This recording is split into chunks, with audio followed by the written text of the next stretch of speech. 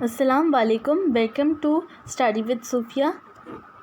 So today we are going to study about plant cell.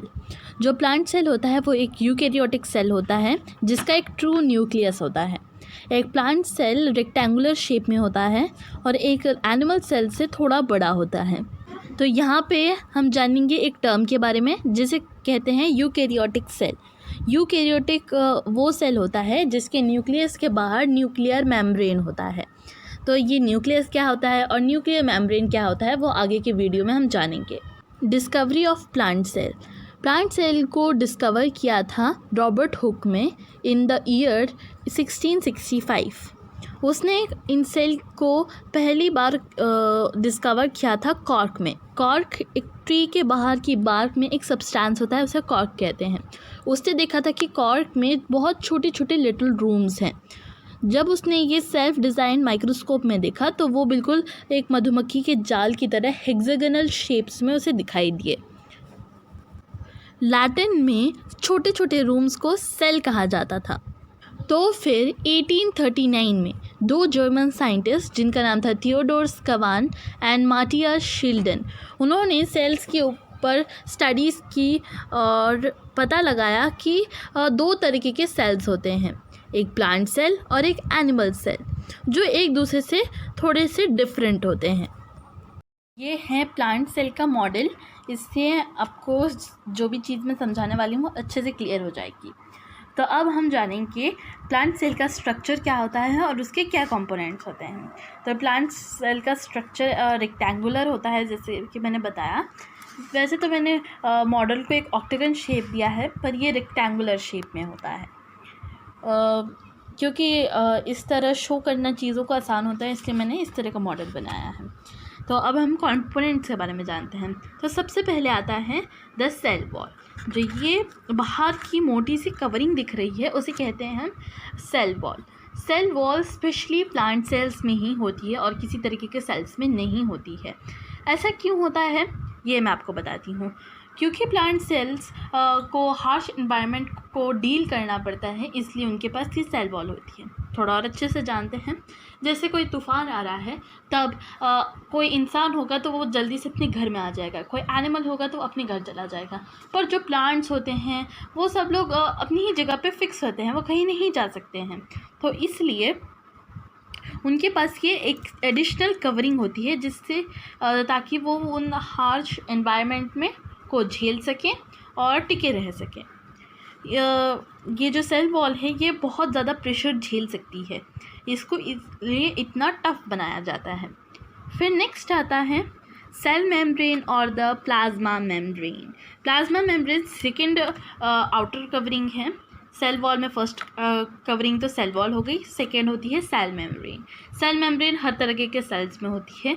ये membrane एक guard, एक watchman की तरह काम करती है। वो चेक करती है कि कौन सी चीज़ें सेल के अंदर आना चाहती हैं, कौन सी नहीं आना चाहती। अगर वो चीज़ सेल को चाहिए अपना काम करने के लिए तब वो उसे एंट्री देती है, और अगर नहीं चाहिए तो वो उसे अंदर नहीं आने देती। तो ये हो गया सेल मेम्ब्रेन। अब हम जानेंगे न्यूक्लियस के बारे में। न्यूक्लियस एक बहुत ही इम्पॉर्टेंट कंपोनेंट है एक प्लांट सेल का या कोई भी सेल का। न्यूक्लियस ही पूरे सेल को कंट्रोल करता है और वो ही पूरी सेल का हेड होता है। इसलिए एक न्यूक्लियस को ऊपर एक न्यूक्लियर मेम्ब्रेन होता है, एक स्पेशल न्यूक्लियर मेम्ब्रेन। ये मेम्ब्रेन न्यूक्लियस को बाहर की कोई भी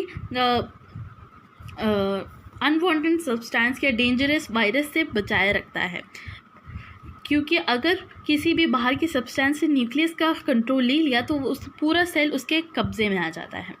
तो इसलिए एक बाहर की लेयर होती है न्यूक्लियर मेम्ब्रेन और ये होता है न्यूक्लियस। अब हम जानते हैं साइटोप्लाज्म के अंदर ये जो आपको ग्रीन ये पार्ट दिख रहा है, ये असल में फ्लूइड होता है। मतलब इसके अंदर पूरा लिक्विडी कंटेंट होता है। इस कंटेंट के अंदर ये बाकी सारी चीज़ें फ्लोट करती रहती हैं। इन बाकी चीज़ों को बोलते हैं सेल ऑर्गेनेल्स।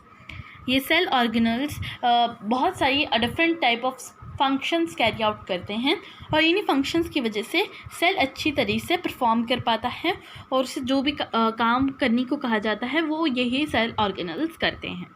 और ये सारे सेल ऑर्गेनल्स होते हैं साइटोप्लाज्म के अंदर, जो होता है फ्लूइड कंटेंट। तो ये हो गया, देखिए साइटोप्लाज्म। वैक्यूल एक बहुत ही बड़ा स्टोरेज सैक है for the solids and liquid content. कुछ दूसरी type of cells, animal cells में वैक्यूल बहुत छोटे होते हैं, पर प्लांट सेल्स में बहुत ही बड़े वैक्यूल्स होते हैं। जो वैक्यूल होता है वो प्लांट सेल का 30% एरिया कवर करता है और 50 to 90% सेल का वॉल्यूम कवर करता है। प्लांट सेल के जो वैक्यूल्स होते हैं वो सेल सैप से भरे हुए होते हैं और वो सेल को टफनेस और रिजिडिटी देते हैं। बहुत सारी सब्सटेंसेस जो प्लांट सेल की बहुत ही ज़रूरी होते हैं प्लांट सेल के लिए, वो इन वैक्यूल्स में ही स्टोर्ड होते हैं, जैसे कि amino acids, sugar, various type of organic acids और कुछ प्रोटीन्स। ये सब इन वैक्यूल्स में स्टोर्ड होते हैं। और जो एक्स्ट्रा खाना कोई सेल बनाता है तो वो भी इस वैक्यूल में ही स्टोर्ड किया जाता है। अब हम जानेंगे गॉगली अपैरेटस के बारे में। गॉगली अपैरेटस एक बहुत ही इम्पॉर्टेंट सेल ऑर्गेनल है एक सेल के लिए। गॉगली अपैरेटस जो भी एक सेल के रिज़ल्ट प्रोड्यूस होता है वो उसे पैक कर उसके टारगेट साइट तक पहुंचाने में मदद करती है Golgi apparatus. Golgi apparatus membrane bounded vessels होते हैं। ये जो शेप आप देख रहे हैं वो एक वेसल है और इसके आसपास एक मेम्ब्रेन होता है। मेम्ब्रेन बाउंड वेसल्स होते हैं गॉगली अपैरेटस, जो ये पैकिंग और डिलीवरिंग का काम करते हैं। गॉगली अपैरेटस लाइजोम्स नाम के सेल ऑर्गेनल्स को बनाने में भी मदद करते हैं। तो अब जानते हैं कि लाइजोम्स होते क्या हैं। ये आप देख रहे हैं, इन्हें कहते हैं लाइजोम्स। लाइजोम्स बहुत सारे होते हैं और सर्कुलर बलून टाइप स्ट्रक्चर्स होते हैं, सैक्स होते हैं, जिनके अंदर कुछ एंजाइम्स और एसिड्स होते हैं। जब एक सेल ख़राब हो जाता है या उसके ऊपर कोई चोट या कुछ हो जाता है उसे, तो ये लाइजोम्स खुद बर्स्ट हो जाते हैं और उसके अंदर के एसिड्स पूरे सेल को डाइजेस्ट कर देते हैं। इसलिए लाइजोम्स को सेल का सुसाइड बैग कहा जाता है। अब हम जानते हैं माइटोचॉन्ड्रिया के बारे में। माइटोचॉन्ड्रिया को सेल का पावर हाउस भी कहा जाता है, क्योंकि माइटोचॉन्ड्रिया ही सेल को जो भी एनर्जी चाहिए होती है अपनी वेरियस एक्टिविटीज़ करने के लिए, वो सही एनर्जी माइटोचॉन्ड्रिया से प्रोवाइड करता है in the form of ATP molecules. ATP का फुल फॉर्म होता है adenosine triphosphate molecules. In ATP molecule से ही उसे एनर्जी मिलती है।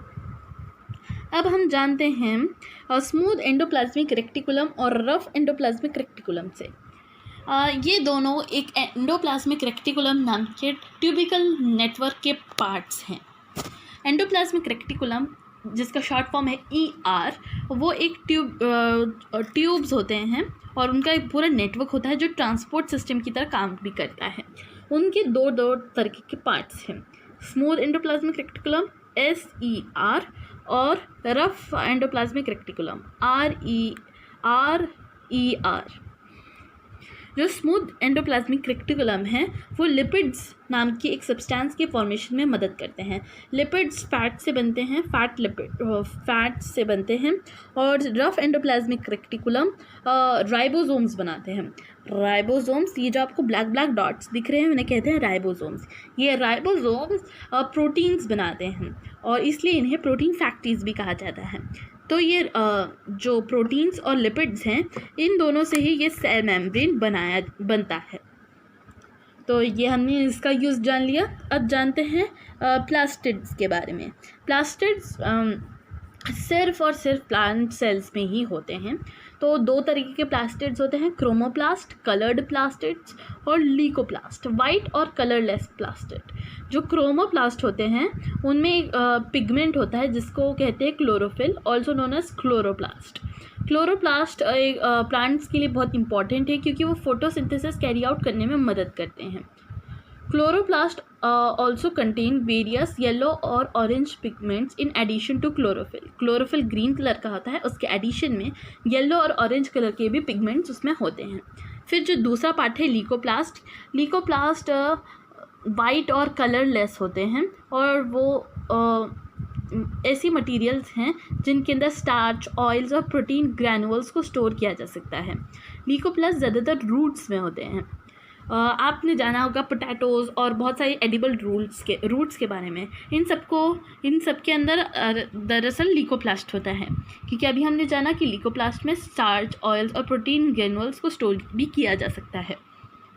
तो ये हो गया प्लास्टिड और ये है क्लोरोप्लास्ट, ये आप ग्रीन कलर का देख सकते हैं। तो अब हम जानते हैं, हमने बहुत सारी चीज़ों के बारे में जान लिया है। साइटोप्लाज्म के बारे में जाना हमने, फिर plastids, plasma membrane, rough endoplasmic reticulum, chloroplast, smooth endoplasmic reticulum, nucleus, nuclear membrane, vacuole, mitochondria, lysosomes, Golgi apparatus, ribosomes. हमने सारे मेजर कंपोनेंट्स को कवर कर लिया है। तो अब हम जानते हैं कि प्लांट सेल का काम क्या होता है या प्लांट सेल क्या जानता है। फोटोसिंथेसिस एक प्रोसेस है और प्लांट सेल्स का मेजर फंक्शन भी फोटोसिंथेसिस होता है। फोटोसिंथेसिस क्लोरोप्लास्ट के अंदर होता है जो प्लांट सेल में होता है। अभी हमने जाना था कि क्लोरोप्लास्ट एक प्लास्टिड होता है जिसके अंदर क्लोरोफिल होता है। तो ये फोटोसिंथेसिस भी क्लोरोफिल में ही होता है, क्योंकि क्लोरोफिल से ही सनलाइट ट्रैप की जा सकती है। इस प्रोसेस से प्लांट अपना खाना बनाता है और खाना बनाने के लिए वो इस्तेमाल करता है सनलाइट, कार्बन डाइऑक्साइड और वाटर। खाना बनाने के बाद जो एनर्जी आती है उसे वो एटीपी मॉलिक्यूल्स के रूप में बनाता है। हम जानते हैं कि जो प्लांट में माइटोचॉन्ड्रिया होता है, जिसे power house of the cell कहा जाता है, वो ही ये एटीपी मॉलिक्यूल्स बनाता है। कुछ प्लांट सेल्स वाटर के और न्यूट्रिएंट्स के ट्रांसपोर्टेशन में भी मदद करते हैं। इन प्लांट सेल्स को कहा जाता है जाइलम एंड फोलम। तो ये हैं जाइलम एंड फोलम टिश्यूज़। ये है प्लांट की स्टेम, ये है एपिडर्मिस, कॉर्टेक्स, पिट और कैम्बियम, ये कुछ पार्ट्स हैं उसके। और यहाँ पे ये जो पिंक में है वो है जाइलम, और ये जो ग्रे और थोड़ा ब्राउनिश में है वो है फोलम। जो जाइलम होता है वो वाटर ट्रांसपोर्टेशन में मदद करता है। रूट से जो पानी है वो लीव्स तक पहुंचाने में जाइलम मदद करता है। और जो फोलम होता है वो लीव्स में जो खाना बनता है उसे different parts of the plant में पहुंचाता है। तो देखिए ये जो पार्ट है ऑरेंज में, ये है जाइलम। जाइलम का एरो ऊपर जा रहा है क्योंकि वो वाटर्स और मिनरल्स को ऊपर ले जा रहा है। और ये है फोलम। फोलम का जो एरो है नीचे की तरफ जाता हुआ दिखाई दे रहा है, क्योंकि जो प्लांट्स के ऊपर पूरा बना है खाना, सब कुछ नीचे हर पार्ट में जा रहा है इसलिए। और जो सेल्स होते हैं वो पूरी प्लांट को बनाते हैं। Cells constitute the whole plant. पूरा प्लांट सेल से बना हुआ आता है। Please like, share and subscribe to my channel for more such informative videos.